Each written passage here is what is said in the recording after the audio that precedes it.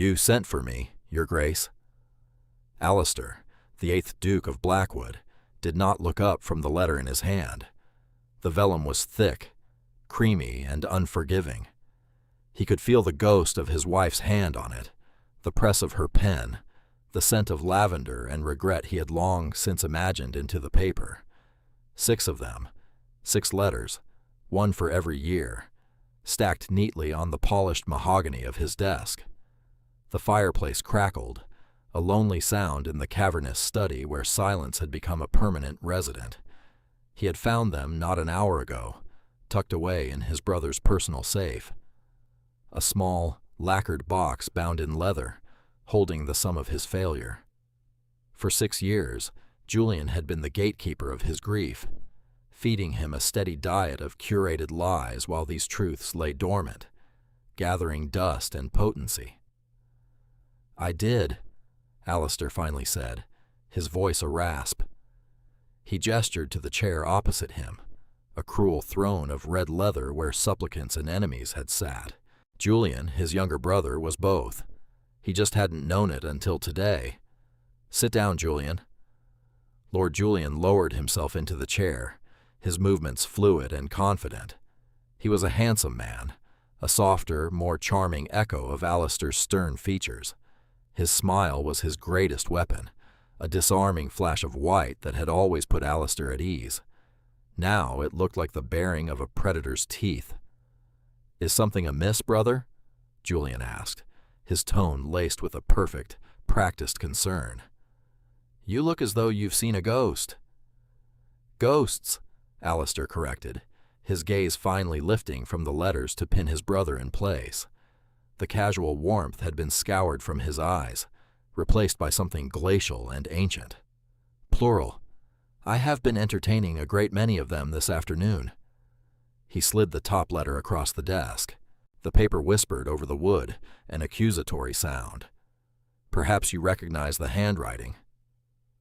This is the story of how a duke, insulated by arrogance and title, shattered his own world, and how his duchess, stripped of everything but her will, built a new one from the pieces. It is a story of a lie that festered for 6 years, and a truth that arrived on the breath of a child's name. But before the fall, there was the gilded cage, and before the atonement, there was the sin. Would you forgive a man who had to lose everything to finally see what he had? 6 years and 1 month earlier, the air in the Blackwood ballroom had been thick enough to drink. It was a suffocating cocktail of wilting roses, expensive French perfume, and the cloying sweetness of societal expectation. Duchess Eleanor felt it coat her throat, a physical weight pressing down on the fine silk of her gown. She stood beside her husband, a perfect porcelain accessory to his granite perfection. They were a tableau of aristocratic success, the powerful duke and his beautiful, silent wife. Alistair was not a cruel man. Cruelty required passion, and Alistair's dominant emotional state was a carefully cultivated indifference. He treated her with the same detached courtesy he afforded his prized Arabian stallion, well-fed, exquisitely housed, and rarely touched with genuine affection. He had married her for her bloodline, for the quiet grace she brought to his name, for the inevitability of an heir she was expected to produce. He had fulfilled his part of the bargain. He had given her his name and his protection. He seemed to believe that was enough. It was not enough. Eleanor's existence was a slow, creeping death by 1,000 pleasantries. Her days were measured in the changing of gowns, the polite refusal of a second pastry, and the endless, vapid chatter of women whose greatest ambition was to secure a more prominent seat at dinner. She felt like a ghost haunting the halls of her own life, her thoughts and desires becoming as transparent and unnoticed as she was. The vibrant, intelligent girl who had loved poetry and botany was being methodically erased, replaced by a duchess who knew the correct fork to use and the correct opinion to hold, which was, of course, no opinion at all. Her unease had a focal point, a human shape. Lord Julian. Alistair's brother moved through these suffocating rooms like a fish in water, his charm a lubricant that eased his passage into every conversation, every confidence. He was always there, at Alistair's elbow, offering a whispered word of advice, a shared joke. He treated Eleanor with a theatrical deference that felt more insulting than any slight. His eyes, so like Alistair's but lacking their cold integrity, would linger on her a moment too long, a flicker of something she couldn't name. Pity, contempt, or something far more sinister. She had tried, in the beginning, to breach the wall between herself and her husband. She would bring him a book of verse she thought he might enjoy, only to have him thank her politely and set it aside, never to be opened. She would venture an opinion on estate matters, gleaned from her sharp observations, and he would listen with a patient, dismissive smile before turning to Julian for his expert counsel. Each attempt was a small death, another brick in the wall of her isolation. That night, the night it all shattered, she felt a peculiar nausea that had nothing to do with the cloying air or the champagne she had barely touched. It was a deep, internal roiling, a premonition that had been gathering strength for weeks. She watched Julian lean in close to Alistair, his hand on his brother's shoulder, his expression a mask of grave concern. Alistair's face hardened, his jaw tightening as he listened. His gaze swept the room, and for a horrifying moment, it landed on her. It was not the look of a husband. It was the look of a judge. The music swelled, a frantic waltz that seemed to mock the dread coiling in her stomach. A wave of dizziness washed over her. She excused herself with a murmur, needing air, needing escape. She slipped away from the ballroom, her silver slippers whispering on the marble floors of the gallery. The portraits of past dukes and duchesses watched her flee, their painted eyes cold and accusing. They had endured. They had done their duty.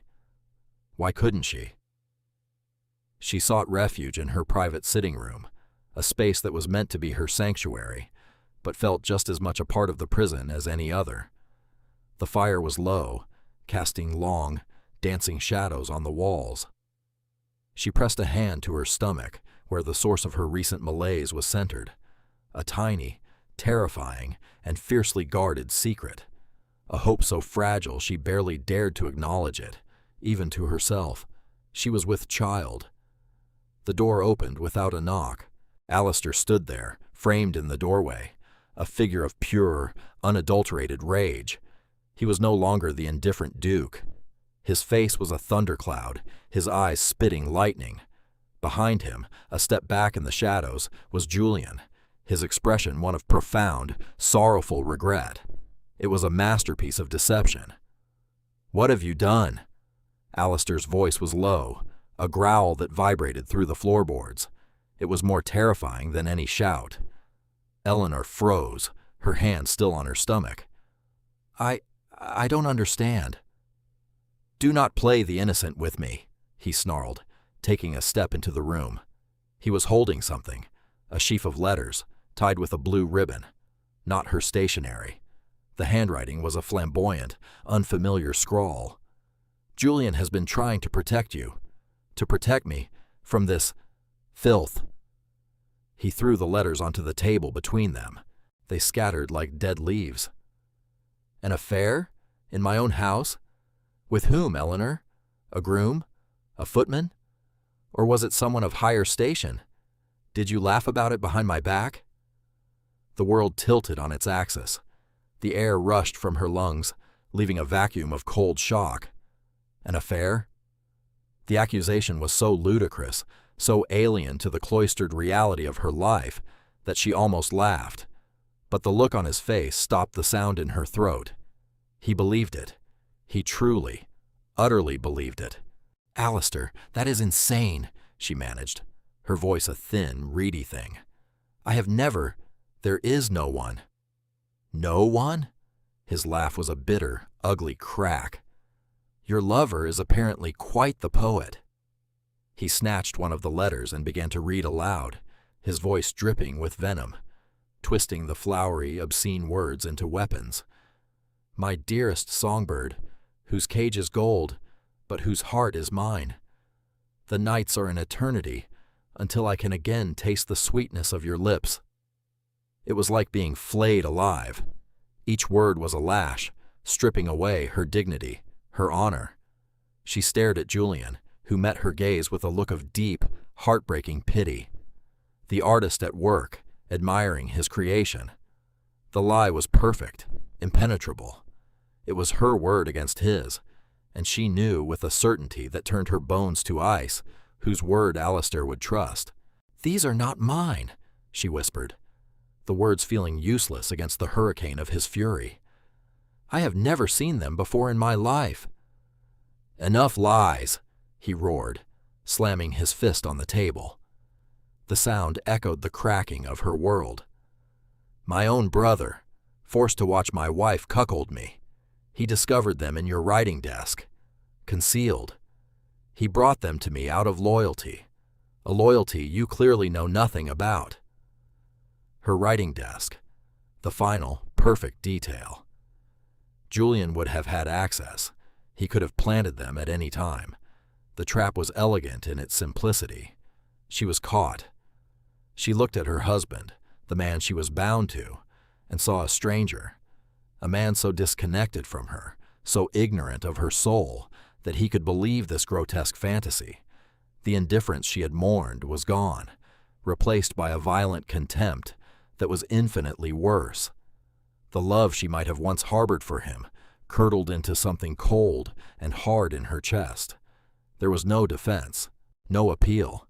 He had already tried and convicted her in his mind. The cold shock began to recede, replaced by a strange, terrifying clarity. The gilded cage was about to become a real one. He would not divorce her. The scandal would be too great.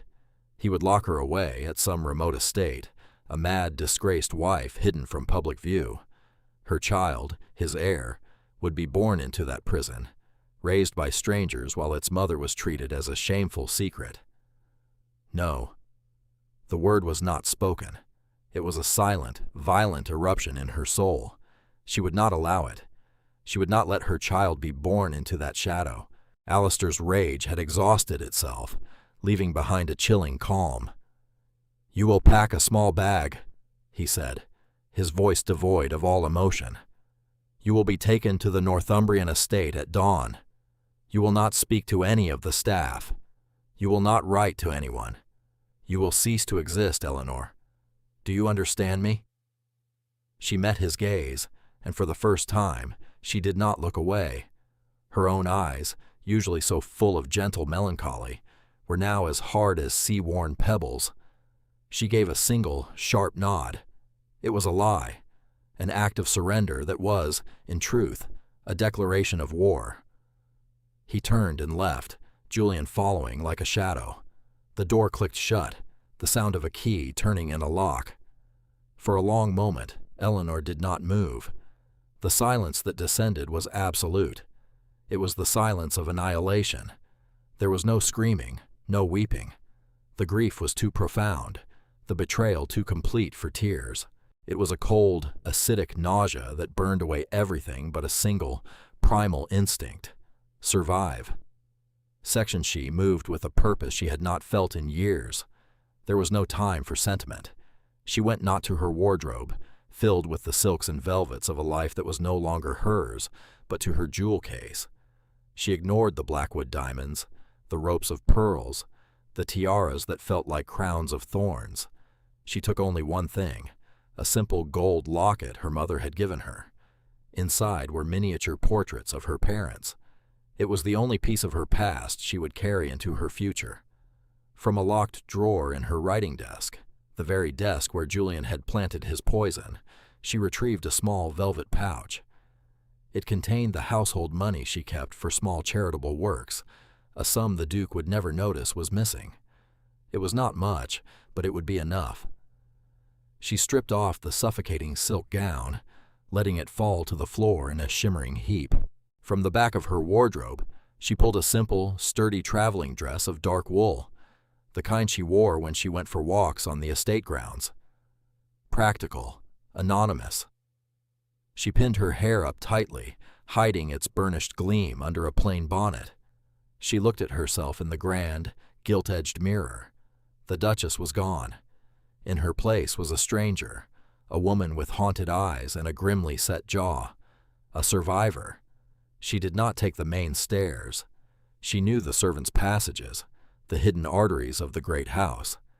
She had walked them sometimes at night, when the loneliness became unbearable, exploring the secret geography of her prison. Now that knowledge was her key to freedom. She moved silently through the sleeping house, a ghost leaving her own haunting behind. The air outside was cold and clean, smelling of damp earth and the promise of rain. It was a shock to her lungs after the stale atmosphere of the ballroom. The moon was a sliver of bone in the ink-black sky. She did not look back at the grand, imposing silhouette of Blackwood Manor, its windows blazing with the light of a party she no longer belonged to. She looked forward, towards the dark road, towards the unknown. She walked for miles, her fine leather shoes, not meant for such a journey, quickly becoming scuffed and painful. When she reached the main coaching road, she waited in the shadows until the first mail coach rumbled into view, its lamps cutting yellow swathes through the pre-dawn gloom. She paid her fare to a town she had only ever seen on a map, a place far enough away that the name Blackwood would mean nothing. As the coach lurched forward, carrying her away from everything she had ever known, she finally allowed herself to feel. It was not sorrow that came, but a cold, hard rage. They had underestimated her. They had seen a decorative doll, a placid duchess, and assumed she would break. They were wrong. She would not break. She would bend. She would be scoured and reshaped by hardship. But she would endure. For the tiny, secret life nestled within her. For herself. Her new life began in a place that was the absolute antithesis of Blackwood. Penzance. The name itself sounded harsh and elemental. It was a town of granite and sea salt, where the wind carried the smell of fish and tar, and the people had faces weathered by the ocean and a life of hard labor. Here, titles meant nothing. Survival was the only currency that mattered. She became Mrs. Ellen Croft, a widow whose husband had been lost at sea. It was a simple, tragic story that required few embellishments and discouraged prying questions. She rented a small, damp cottage perched on the cliffs, with 2 rooms and a perpetually leaking roof. The rent was paid from her dwindling funds. The fine lady's hands, accustomed to needlepoint and the cool ivory of piano keys, learned to scrub floors, mend rough fishermen's nets for a few pennies, and coax a fire from damp wood. Every muscle in her body ached. Her back screamed in protest. Her hands became chapped and raw, then calloused and strong. The physical hardship was a strange sort of balm. It left no room for the melancholic despair that had defined her life as a duchess. When you were exhausted to the bone and your stomach rumbled with hunger, you had no time for existential angst. You simply focused on the next task, earning enough for a loaf of bread, hauling a bucket of water from the village well, surviving until the next sunrise. She found an unlikely ally in Mrs. Gable, the village midwife, a woman as sturdy and unyielding as the granite cliffs, with eyes that saw far more than they let on. She saw the truth of Ellen's situation, a gently bred lady in desperate straits, but she never spoke of it. Instead, she offered practical kindness, a cup of hot tea, a bit of extra mending work, advice on how to stretch a shilling. When her time came, it was Mrs. Gable who held her hand through the long, agonizing hours of labor. In that tiny, windswept cottage, with the sound of the crashing waves as her only orchestra, Eleanor ceased to exist entirely. Ellen Croft gave birth to a son. She named him Arthur. He was a beautiful baby, with a thatch of dark hair and eyes that, when they opened, were the exact, startling blue of his father's. A painful, beautiful reminder. Holding him, feeling his small, warm weight against her chest, the rage she had carried for months finally melted away, replaced by a fierce, terrifying wave of love. This was her purpose now. This small, perfect creature was her world. He would never know the cold grandeur of Blackwood. He would grow up with the sea as his backyard and the love of his mother as his only inheritance. and it would be enough. Meanwhile, at Blackwood Manor, silence reigned. Alistair had expected relief after sending Eleanor away. A clean cut. A return to the orderly, emotionless existence he preferred. Instead, a profound and unsettling quiet had descended upon the house. Her absence was not a void. It was a presence, a palpable, accusing emptiness that echoed in every grand room. Julian was ever present, his management of the estate becoming more and more overt. He filled the silence with his confident chatter, his plans, his ambitions. But Alistair found his brother's company increasingly grating. The feigned sympathy began to wear thin, revealing a smug satisfaction underneath. He started noticing things he had been blind to before. The way Julian's eyes would light up when a tenant addressed him as "Your Grace" by mistake. The casual way he handled Alistair's personal effects, as if they were already his own. The first seed of doubt was planted a month after Eleanor's departure. Alistair was in his study, going through estate accounts, a task he had always left to Julian, when he found a series of discrepancies. Payments made to a London stationer for expensive vellum and inks, far more than the household required. A large, unexplained withdrawal of cash made 3 days before the night of the ball. It was nothing concrete, nothing he could point a finger at. But it was a loose thread. He began to pull it. He started to think back, re-examining the night of the confrontation. He remembered the look in Eleanor's eyes. It had not been guilt. It had been shock, then a cold, hard defiance he had never seen before. He remembered the forged letters, their prose overly dramatic, almost a parody of a secret lover's correspondence. It hadn't seemed so at the time, in the heat of his rage, but in the cold light of retrospect, it felt theatrical, staged. He hired a private investigator in London, a discreet man named Finch. He did not tell him the whole story, only that he wanted to know everything there was to know about the stationer's shop and his brother's recent activities in London. Alistair became a man living 2 lives. To the world, and to Julian, he was the grieving, betrayed husband, sinking deeper into melancholic seclusion. In private, he was a hunter, meticulously gathering facts, his suspicion hardening into a cold, sickening certainty. The years passed.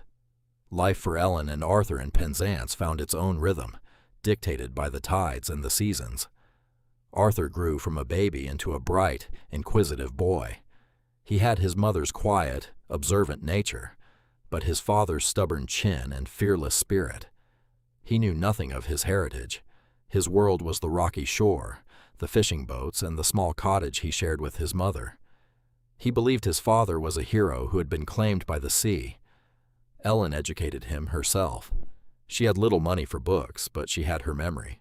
She taught him the poetry she had loved, the history of kings and queens, the names of stars and constellations.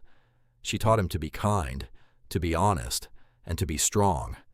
Watching him grow, seeing the fine young man he was becoming, was her greatest joy and her deepest sorrow. He was a duke's son, and he was living the life of a pauper, yet he was happy. He was loved. That had to be enough. Once a year, on Arthur's birthday, she allowed herself a single, painful connection to her past.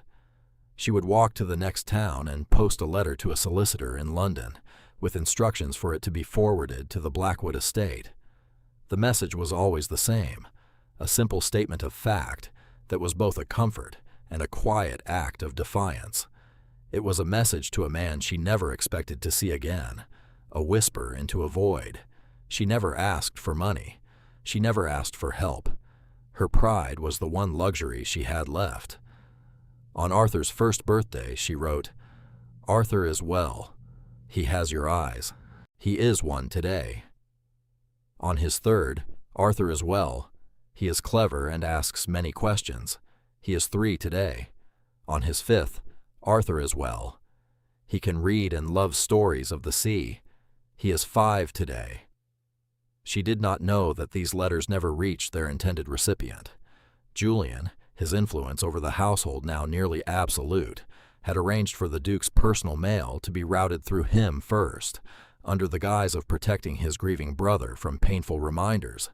He would read Ellen's terse, proud messages, smile at her foolishness, and lock them away in his safe. They were trophies of his victory. Finch, the investigator, was patient and thorough.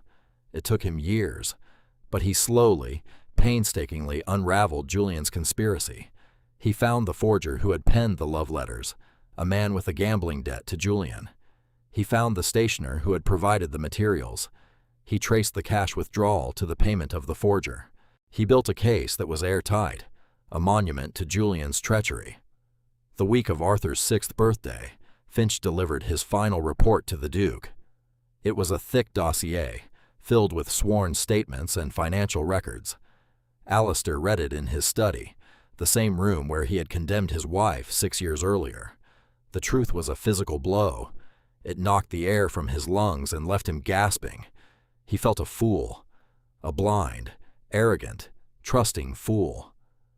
The rage he had felt towards Eleanor was nothing compared to the self-loathing that now consumed him.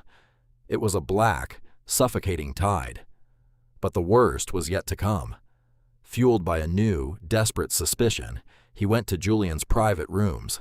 His brother was in London. Alistair took a crowbar to the elegant, inlaid safe and tore it from the wall. Inside, amongst papers and valuables, was the small, lacquered box. He opened it. 6 letters. 6 years of his son's life, summarized in a few heartbreakingly proud sentences. Arthur is well. He has your eyes. The words repeated in his mind, a litany of his failure.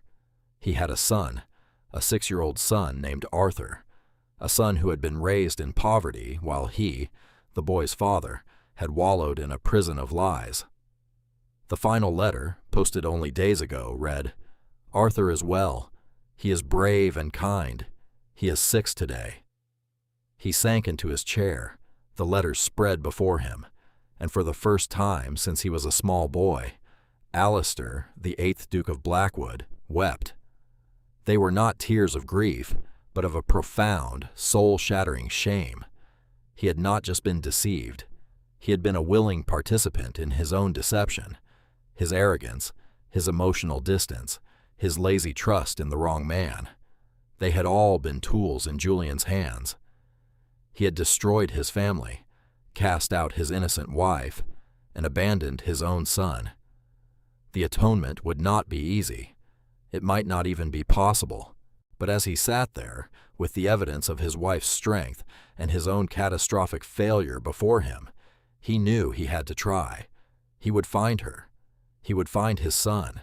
And he would spend the rest of his life, if necessary, trying to earn the forgiveness he in no way deserved. The journey to Cornwall was a pilgrimage of penitence. Alistair traveled not as a duke, with a retinue of carriages and servants, but as a solitary man in a plain coach. The rolling green hills and manicured estates of his world gradually gave way to a wilder, more rugged landscape. The air changed, growing heavy with the taste of salt. With every mile, the weight of his title felt more absurd, more irrelevant. What good was being a duke when he had failed so profoundly at being a man? He found Penzance to be exactly as he had imagined, gray, hardy, and smelling of the sea. It was a world away from the perfumed drawing rooms of London. He did not go to the finest inn.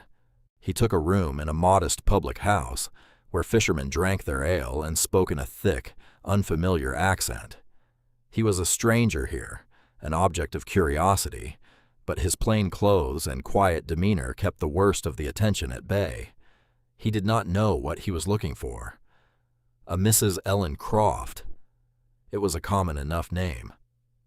For 2 days, he walked the narrow, winding streets, his heart a cold, heavy knot in his chest. He watched women with baskets on their arms, their faces weathered by the wind, searching for a ghost of the Duchess he remembered. He saw nothing.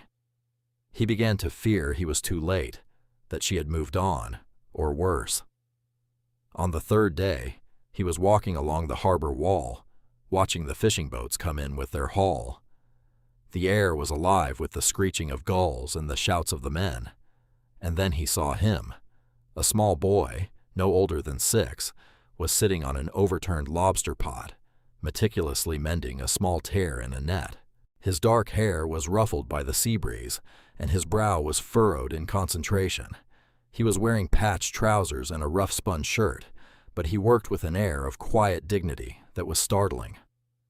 As the boy looked up, his gaze sweeping over the harbor, Alistair's breath caught in his throat.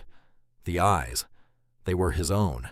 The same deep, sapphire blue, the same shape, the same intensity. It was like looking at a portrait of himself as a child. This was Arthur. This had to be him. A woman approached the boy, placing a gentle hand on his shoulder. She was slender, dressed in a simple, faded wool dress. Her hair was pulled back, but stray wisps of copper and gold escaped to frame a face that was both familiar and utterly transformed. The soft, pale skin of the Duchess was gone, replaced by a healthy tan. There were fine lines around her eyes, lines of worry and laughter that had not been there before. Her hands, resting on her son's shoulder, were not the smooth, white hands of an aristocrat. They were strong, capable, and calloused. It was Eleanor, and she was more beautiful than he had ever remembered. She had not seen him. She was smiling down at her son, a smile of such pure, unadulterated love that it pierced Alistair's heart like a shard of glass. This was what he had thrown away. This love, this life. He watched as she knelt, pointing out something on the net, her voice too low for him to hear, but the gentle, instructive tone carrying on the wind. He felt a paralyzing mixture of terror and longing. He wanted to run to them, to fall on his knees, to explain. But what could he say? "I am sorry I destroyed your life, based on a lie I was too arrogant to question." The words were ash in his mouth. He took a hesitant step forward. At that moment, Arthur looked up again and his eyes met Alistair's. The boy's expression was one of simple curiosity. He tugged on his mother's sleeve. "Mama," he said, his voice clear and bright. "Who is that man?" Eleanor turned. Her eyes followed her son's gaze, and they landed on Alistair. The smile vanished from her face as if wiped away by a brutal hand. Recognition dawned, followed by a wave of pure, cold shock. The color drained from her cheeks. For a moment, she looked as though she might faint. But then something else took over. The shock hardened into a defensive, wary anger.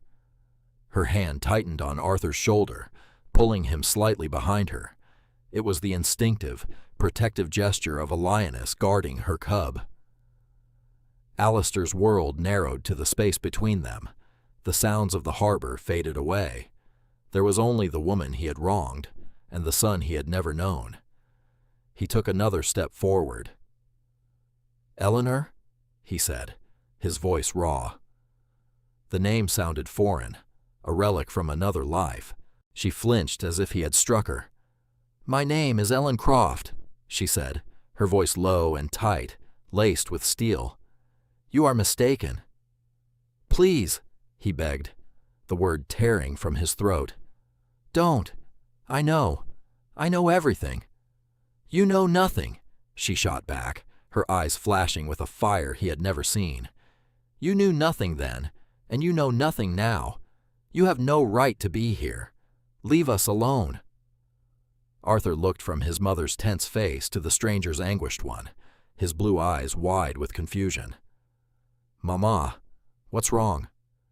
"Nothing, my love," she said, her voice softening for her son, but her eyes remaining fixed on Alistair, hard and unforgiving. "This man is leaving." "I can't," Alistair said, his gaze dropping to the boy. He looked back at Eleanor, his own eyes pleading. "He has my eyes, Eleanor. Our son." The mention of their shared future, the very thing she had written in her letters, was a deliberate strike, and it landed. A flicker of pain crossed her face before the anger returned, stronger than before. "He has my strength," she retorted coldly. "And my resilience. He has nothing of yours. You gave him nothing. You forfeited that right 6 years ago." "I was deceived," he began, the excuse sounding pathetic even to his own ears. "Julian, I do not care about your excuses," she cut him off, her voice shaking with suppressed fury. "I do not care about your brother. All I care about is him." She pulled Arthur closer. "You stood in our home, a place that was meant to be my sanctuary, and you called me a whore. You looked at me with such hatred. Do you deny it?" He couldn't. He could only stand there, the truth of her accusation washing over him. "No," he whispered. "I don't deny it, and I will live with the shame of it for the rest of my days. But the shame is mine, not yours. Your name, I will clear it." She laughed, a short, bitter sound devoid of humor. "My name? I have a name here. A good name. Ellen Croft is respected. She works hard. She pays her debts. She is a good mother. The Duchess of Blackwood is a ghost. A disgraced woman you banished. Let her stay dead." "She was never disgraced," he insisted, taking another step closer. He was near enough now to see the faint scar on her brow from a childhood fall, a detail he had forgotten until this moment. "She was wronged. By my brother. And by me. By my blindness. My damnable pride." He knelt. Right there on the grimy, fish-scented stones of the harbor wall, the Duke of Blackwood knelt before his exiled wife. The fishermen stopped their work to stare. This was a sight more unbelievable than a mermaid. "I am not asking for your forgiveness," he said, his voice thick with unshed tears. "I know I have not earned it. I am not asking you to come back. I am asking only for a chance to prove the truth to you, a chance to know my son." Eleanor stared down at him, her heart a raging battlefield. A part of her, the part that had endured 6 years of hardship and loneliness, wanted to scream at him, to drive him away, to protect the fragile peace she had built. But another part, a part she had thought long dead, saw the genuine agony in his face. She saw the broken man behind the powerful Duke, and she saw her son, looking at this kneeling stranger with a dawning, fearful comprehension. She could not give him what he wanted. Not yet. The wound was too deep, but she could not turn him away entirely, not when the truth of his parentage was standing right beside her, looking at him with wide, curious eyes. "Get up," she said, her voice flat, devoid of emotion. "You are making a scene." He rose slowly, his joints aching. He felt 100 years old. "We have a cottage," she said, her tone clipped and businesslike. "Up on the cliff path. We will speak there, not here." She turned without waiting for a reply, taking Arthur's hand and leading him away. Her back was ramrod straight, a wall of defiance. Alistair followed at a distance, his heart pounding a frantic, hopeful, terrified rhythm against his ribs. He had not been sent away. It was not forgiveness. It was not even a truce. It was, perhaps, the smallest crack in the door. And for now, it was more than he deserved. It was everything. The cottage was even smaller and more Spartan than he had imagined. It was clean but relentlessly poor. A simple wooden table, 2 chairs, a stone hearth, and a small sleeping alcove. The air smelled of salt, wood smoke, and baking bread. It smelled of a home he had no part in. Eleanor, he could not think of her as Ellen, sent Arthur outside to check the lobster pots, a task the boy clearly undertook with great seriousness. When they were alone, the silence in the small room was deafening. "Say what you have come to say," she said, not looking at him. She was busy at the hearth, moving a kettle, her movements economical and precise. "Then you will leave Penzance." "I will not," he said quietly. She whirled around, the poker in her hand. "You will do as I say. This is my life, my home. You are not welcome here." "I have taken a room at the Mariner's Rest," he stated, as if discussing the weather. "I have also sent for my solicitor and for Finch, the man who uncovered Julian's plot. They will arrive with proof, affidavits, bank records, a confession from the forger. I will not leave until you have seen it all, until you know, beyond any doubt, that I am telling you the truth." She stared at him, her knuckles wide on the iron poker. He was not begging anymore. He was stating facts. He was laying siege. "And what good will that do?" she asked, her voice trembling slightly. "What does your proof change? Does it give me back the last 6 years? Does it erase the humiliation, the fear, the backbreaking labor? Does it change the fact that our son has grown up in poverty, believing his father is dead?" "No," he admitted, his voice raw. "It changes nothing of the past. It cannot. God knows I wish it could. But it can change the future. For him." He gestured towards the door, towards their son. "He is the heir to a dukedom, Eleanor. He deserves more than this." "He deserves a father," she shot back, her voice breaking. "And he does not have one. He has a mother who loves him. He is happy. He is safe. Your world of titles and duties and cold, grand houses. It is a poison. I will not let you infect him with it." This was his penance. Not just proving the truth, but living with the consequences. He did not argue. He did not try to persuade her of the virtues of his world. He simply accepted her terms. "I will not force either of you to do anything," he said, his voice steady despite the storm in his chest. "But I will not leave. I will stay here, in this town. You do not have to see me. You do not have to speak to me. But I will be here. So that he," Alistair's voice caught, "so that my son can see that his father is not a ghost from the sea, that he is a real man, a flawed, foolish man, but a real one." For the next 2 weeks, Alistair kept his word. He lived in the humble inn. He did not approach the cottage again, but he was a constant, quiet presence in the village. Eleanor would see him at the docks in the morning, watching the boats. He spoke to no one, but simply observed the rhythm of the life she had built. He looked thin, haunted. The proud, arrogant Duke was gone, replaced by a man hollowed out by regret. Arthur, naturally, was curious. He would report the man's sightings to his mother. "The sad man was by the net sheds today, Mama. The sad man watched us from the cliffs." Eleanor's resolve began to fray at the edges. His constant, silent presence was more unnerving than any grand gesture. It was an act of profound, humbling patience. He was not demanding. He was waiting.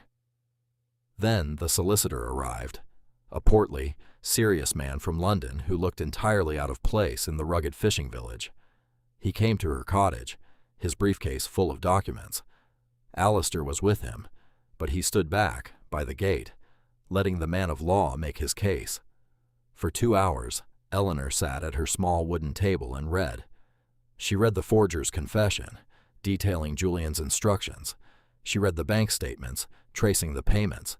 She read Finch's meticulous report, which laid out the conspiracy in cold, undeniable detail. Each page was a vindication. Each word was a confirmation of the truth she had always known in her heart. But seeing it all, laid bare in black and white, was different. It dismantled the edifice of her anger, brick by painful brick, leaving behind a raw, aching sorrow. She had not been cast out for her own failure, but for Julian's ambition. And Alistair. Alistair had not been a monster. He had been a fool. A blind, trusting, emotionally stunted fool. It was, somehow, both better and worse. When she had finished, she looked up at the solicitor. "Thank you," she said quietly. "You may go." The man packed his briefcase and left. Alistair remained by the gate, his face etched with anxiety, waiting for her verdict. She walked out to him. The sea wind whipped at her dress, pressing it against her. She looked him in the eye. "I believe you," she said.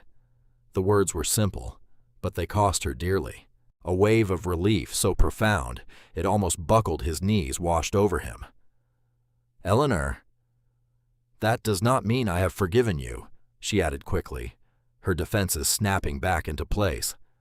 "It just means I know who my true enemy is. "I will deal with Julian," he said, his voice hard as iron. "He will lose everything, his title, his inheritance, his name. I will see him ruined." "And that will make everything right?" she asked, a touch of the old bitterness in her voice. "No," he said. "Nothing will ever make it right. But justice is a start." He paused, his gaze full of a desperate hope. May I speak to him? To Arthur? As his father?" She hesitated for a long moment. Then she gave a single, curt nod. The first meeting between father and son was painfully awkward. Alistair, a man who could command the attention of Parliament, was utterly at a loss for words with a 6-year-old boy. He knelt to be at Arthur's level. "Arthur," he began, his voice rough, I am your father." Arthur looked at him with his solemn blue eyes, then glanced at his mother for confirmation. She nodded. The boy looked back at Alistair. "I thought you were drowned at sea." "I was lost," Alistair said, the metaphor feeling painfully apt. "For a very long time, but I have found my way back." He did not try to win the boy over with gifts or promises of a grand life. He started small. The next day, he brought Arthur a beautifully carved wooden boat he had bought from one of the local craftsmen. He showed him how to rig the tiny sail. They launched it in a rock pool, watching it bob on the miniature waves. He began to spend time with them, not in the cottage, but outside, in the world Arthur knew. He learned the names of the different seabirds. He helped Arthur bait his crab pot. He listened, for the first time in his life, truly listened, as Eleanor spoke of their life, of the struggles and the small joys. He saw the strength and intelligence in her that he had been too blind to appreciate before. He was not courting a duchess. He was earning the trust of a woman named Ellen Croft, a woman who had survived in spite of him. He also acted. Word came from London that Lord Julian had been publicly disgraced. The evidence Alistair had gathered was unassailable. Stripped of his titles and prospects and facing legal action, Julian had fled to the continent, a ruined man. The news brought Eleanor a grim, hollow satisfaction. It was justice, but it felt like an echo from a distant life. One evening, a storm rolled in from the Atlantic, a furious tempest that threw monstrous waves against the cliffs and rattled the cottage to its foundations. In the middle of the night, a section of the cliff path near their cottage, weakened by the rain, gave way with a deafening roar. Arthur, woken by the sound, had gone to the window to look, and a collapsing section of the stone wall had pinned his leg. Eleanor's scream brought Alistair running from the inn, battling the wind and rain. He arrived to find her frantically trying to move the heavy stones, her hands already bleeding. Without a word, they worked together. He used his strength, she used her knowledge of leverage, directing him. They were a team, moving with a desperate, unspoken synchronicity. They freed Arthur, his leg bruised and scraped, but not broken. Huddled inside by the fire, with the storm still raging outside, Arthur asleep in his mother's arms, the last of the walls between them finally crumbled. The crisis had stripped away everything but the essential. They were two parents who loved their child. "You came," Eleanor whispered into the dim, firelit room. "I will always come," Alistair vowed, his voice thick with emotion. He reached out, not to touch her, but to gently brush a stray piece of debris from Arthur's hair. His fingers grazed her arm. She did not pull away. "I was so afraid," she confessed, the vulnerability in her voice something he had never heard before.